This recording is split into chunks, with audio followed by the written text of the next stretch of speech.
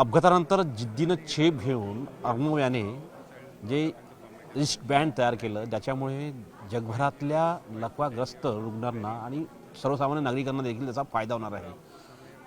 अर्णवचा आज सन्मान करण्यात आला। राष्ट्रपती द्रौपदी मुर्मू, पंतप्रधान नरेंद्र मोदी यांच्या हस्ते। त्यांची आई अनुप्रिया माझ्यासोबत आहेत। अनुप्रियाजी, आपलं स्वागत आहे न्यूज 18 लोकमतमध्ये। आपण छत्रपती संभाजीनगर येता, आपण काय करता? मी गायनेकोलॉजिस्ट आहे। MGM मेडिकल कॉलेज आणि हॉस्पिटलमध्ये स्त्रीरोग विभागात प्राध्यापक आहे। म्हणजे Mahatma Gandhi missions, Mahatma Gandhi MGM medical college आणि हॉस्पिटल। हो, अर्णवचा आज सन्मान झाला। द्रौपदी मुर्मू राष्ट्रपती आहेत त्यांच्या हस्ते आणि त्यानंतर पंतप्रधान नरेंद्र मोदींच्या हस्ते। ज्यावेळेस हा अपघात घडला होता 2022 मध्ये, त्यावेळेस ती कशी परिस्थिती होती आणि त्यावेळेस त्याच्यासोबत कोण होतं आणि तो कशा पद्धतीने रिकव्हरी झाला आणि त्यानंतर त्यांनी कशा पद्धतीने ह्या संपूर्ण डेव्हलपमेंट केलं, ते रिस्ट बँड त्यांनी बनवला? 3 वर्षाचा संघर्ष मला काही शब्दात सांगायचं आहे। 2022 मध्ये आम्ही एका ट्रेकसाठी गंगोत्री बेस कॅम्पजवळ जाणार होतो आणि अवघ्या 15 मिनिटावर आम्ही होतो आणि तेव्हा आमची जी बस होती ती एका दरीत कोसळली आणि त्या बसमध्ये आम्ही दोघं होतो आणि तिथे त्याला मेंदूत ब्लिडिंग झाली, डिफ्यूज एक्झॉनल इंजुरी। तिथल्या तिथे तो बेशुद्ध पडला होता आणि परत रात्रीचा उलटा प्रवास करून त्याला देहरादूनला आणण्यात आलं आणि तिथे मॅक्स हॉस्पिटलमध्ये आल्या आल्या त्याला व्हेंटिलेटरवर टाकलं। त्यावेळेस तो 10-11 दिवस कोमामध्ये होता, व्हेंटिलेटरवर होता।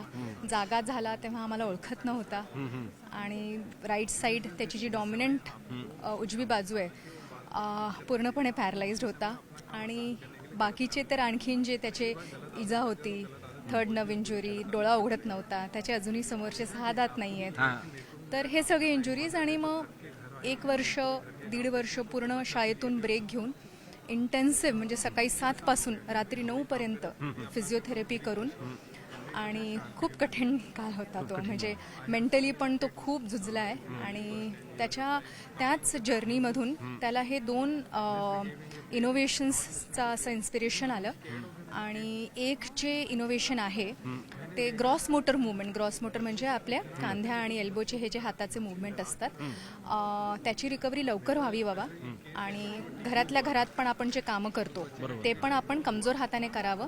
त्यासाठी एक बायो फीडबॅकचं हातावर घालणारं मनगटावर एक घड्याळासारखं त्यांनी हे केलं। त्याला पॅटंट मिळालं आणि कॉपीराईट मिळालं आहे। आणि दुसरं जे इनोव्हेशन आहे ते बोटांच्या मूवमेंटसाठी एक फीडबॅक देऊन एक प्रोत्साहन देणे आणि एक मोटिवेशन देणे पेशंटला आणि फिजिओथेरपिस्टला एक अंदाज करणे की बाबा मी कसं आता ह्याचे बोटांच्या मूवमेंटसाठी वेगळा प्रोटोकॉल करावा, त्याचा अंदाज देणे। ह्याच्यासाठी एक आर्टिफिशियल इंटेलिजन्स बेस्ड एक सॉफ्टवेअर ॲप्लिकेशन आहे, ते पण कॉपीराइटेड आहे। तर असे हे 2 इनोव्हेशन्स आहेत। म्हणजे आता जर आम्ही आताच नुसतं अर्णवसोबत चर्चा केली, अर्णवसोबत बोललो, आणि त्याची हिंमत मोठी आहे। तुम्ही त्यांच्या आई आहात। या सगळ्यामध्ये तो कशा पद्धतीने उभा राहताना तुम्ही त्याला काय प्रेरणा दिली? कारण की आज असे अनेक अपघात होतात आणि अशा वेळी मुलं, त्यांचं कुटुंब ढासळून जाते। अशा वेळी काय करण्याची गरज आहे? मी एकटी तर अर्थातच याचं श्रेय घेऊ शकत नाही। खूप जणांनी वेळोवेळी खूप मदत केली आहे, घरच्यांनी, डॉक्टरांनी आणि मुख्य म्हणजे त्याचे जे फिजिओथेरपिस्ट आहेत, मी विशेषतः डॉक्टर अश्विनी काळे आणि डॉक्टर शिल्पा काळे मॅडम यांचा नाव घेईन। म्हणजे त्यांनी लिटरली म्हणतात ना, उभं केलं आहे त्याला। आणि म्हणजे एवढं सर की एखाद्या पॅरालिसिसच्या पेशंटला काम वगैरे करणे हाताने खूप मोठी गोष्ट झाली। पेन पकडून स्वतःची परीक्षा स्वतः लिहिणे खूप मोठी गोष्ट आहे आणि गर्वाने सांगू शकते की त्यांनी 10वीची परीक्षा स्वतःच्या हाताने लिहिली आहे आणि त्याला 96% पडलेले आहेत। हो, आणि जर बघितलं आपण तर साधारणतः ज्या पद्धतीने घडामोडी होतात, असे अपघात होतात, अपघात झाल्यानंतरही जर बघितलं तर मुलं ढासळून जातात। मुलांची मानसिकता तशी नसते लढण्याची आणि त्यांना एक प्रकारची त्यांच्याकडे अशी त्यांचं अंधारमय जीवन वाटतं। अशा वेळेस तुम्ही त्याला कसं उभं केलं? मी माझं सगळं काम बंद करून फक्त त्याच्यासोबत होते आणि अशी माझ्या आईवडिलांची पण खूप मदत झाली। आणि मुख्य म्हणजे आपण एखादा आपला डॉक्टर आवडला तर आपण कसं म्हणतो की हो, हे डॉक्टर खूप चांगले आहेत बरं का, ह्यांच्याकडे जा। तसेच जे काउन्सिलर असतात, मानसोपचारचे जे डॉक्टर असतात, त्यांचा जो रोल आहे तो आपण अजिबात तुच्छ लेखू नये। म्हणजे त्यांचा खूप म्हणजे महत्त्वाचा वाटा आहे अर्णवच्या रिकव्हरीमध्ये. आणि तुम्ही म्हणताय तसं मेंटली तो खरंच खूप डिप्रेस्ड होता आणि ह्या सगळ्यातून बाहेर आणण्यात त्याच्या काउन्सिलर डॉक्टर श्रुती धळे मॅडमचा खूप मोठा हात आहे. आणि आज ह्या तुम्ही छोट्या होता, छोट्या आज जेव्हा पंतप्रधान त्यांच्याशी बोलत होते तेव्हा तुम्ही सोबत होता. नाही नाही, आय विश, पण नाही, पालकांना आत अलाउड नव्हतं. तर मला पण आवडेल बघायला काय इंटरॅक्शन झालंय, पण नाही, मी नव्हते. मला ते miss आवडलं केल्यासारखं असतं. वाटतं. हो हो तुम्ही सांगा आम्हाला पण बघायला आवडेल, कुठून ती लिंक मिळू शकेल तर. फेअर चान्स नावाचं त्यांनी जे यंत्र तयार केलं आहे ते कसं काम करतं आणि कशा पद्धतीनं ते मदत करतं? सगळ्यात आधी फेअर चान्स, FAIR, त्याचं मी तुम्हाला लॉंग फॉर्म सांगते. Fine motor artificial intelligence assisted rehabilitation chance. आणि फेअर चान्स म्हणजे सगळ्यांना फेअर चान्स मिळावा असं हे इनोव्हेशन आहे. आणि नाव पण खूप भारी आहे. एकदम भारी नाव आहे. आणि फिंगर ट्रॅकिंग मुवमेंट्स म्हणजे आपले जे हात असतात, तर प्रत्येक बोटाचे जे प्रत्येक जॉईंट्स ह्याचे ते कम्प्युटर विजन बेस्ड एक गुगल मीडिया पाईपलाईन्स म्हणून एक ओपन सोर्स सॉफ्टवेअर आहे.